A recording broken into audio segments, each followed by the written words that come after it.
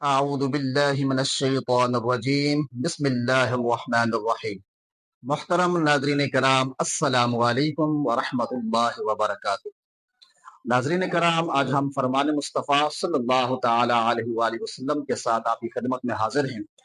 آج ہم جانیں گے کہ نبی اکرم صلی اللہ تعالی علیہ وآلہ وسلم نے کس شخص کے کھانے کو سب سے بہترین کھانا قرار دیا ہے۔ آئیے چلتے ہیں حدیث مبارکہ کی طرف۔ عن المقداد بن معدی کرب رضی اللہ تعالی عنہ قال قال رسول اللہ صلی اللہ تعالی علیہ وآلہ وسلم ما اکل احد طعاما قط خیرا من ان یأکل من عمل یدی ان نبی اللہ داود علیہ السلام کان یأکل من عمل یدی، رواہ البخاری۔ حضرت مقدام من معدی کرب رضی اللہ تعالی عنہ فرماتے ہیں کہ نبی اکرم صلی اللہ تعالی علیہ وآلہ وسلم نے ارشاد فرمایا کہ کسی شخص نے اپنے ہاتھ کی کمائی سے بہتر کھانا کبھی نہیں کھایا، اور حضرت داؤد علیہ السلام جو اللہ تبارک و تعالیٰ کے پیغمبر اور نبی ہیں، انہوں نے اپنے ہاتھ کی کمائی سے کھایا ہے۔ ناظرین کرام، اس حدیث مبارکہ پر اگر ہم غور کریں تو آقا دو جہاں صلی اللہ تعالی علیہ وآلہ وسلم ان افراد کے متعلق جو محنت کر کے مشقت اٹھا کے رزق حلال کماتے ہیں اور خود بھی کھاتے ہیں اور اپنے اہل خانہ کو بھی کھلاتے ہیں، ان کے کھانے کو نبی اکرم صلی اللہ تعالی علیہ وآلہ وسلم نے بہترین کھانا قرار دیا۔ اور اس کے برعکس وہ لوگ جو محنت سے جی چراتے ہیں اور مشقت اٹھانے سے ڈرتے ہیں، رزق حلال وہ کماتے نہیں ہیں اور لوگوں کے سامنے سوال دراز کرتے ہیں، بھیک مانگتے ہیں، اور پھر جناب والا وہ اپنے کھانے کا انتظام کرتے ہیں، تو ایسے کھانے کو نبی اکرم صلی اللہ تعالی علیہ وآلہ وسلم نے بہترین کھانا قرار نہیں دیا ہے۔ تو ایسے لوگوں کو کے لیے یہ لمحہ فکریہ بھی ہے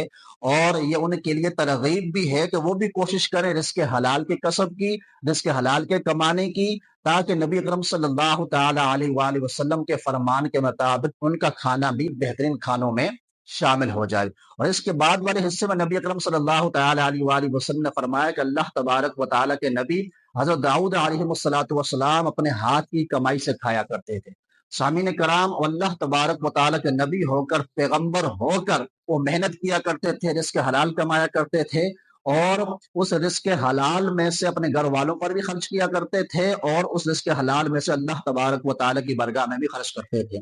حضرت داؤد علیہ السلام زرہ کا کام کیا کرتے تھے، زرہ بناتے تھے اور آپ فروخت کرتے تھے، اور ایک زرہ تقریباً 6000 درہم کی آپ فروخت کیا کرتے تھے۔ تو 6000 درہم میں سے 2000 درہم آپ اپنے اہل خانہ پہ خرچ کرتے، اور 4000 بقیہ درہم آپ بنی اسرائیل کو جو فقراء ہوتے تھے، غرباء ہوتے تھے، ان پر صدقہ کر دیا کرتے تھے۔ تو حضرت داؤد علیہ السلام کے عمل سے ہم کو یہ ترغیب ملی ہے کہ جب ایک نبی ہو کر، جب اللہ تبارک و تعالیٰ کے محبوب بندے ہو کر اپنے ہاتھوں کی کمائی سے وہ جناب والا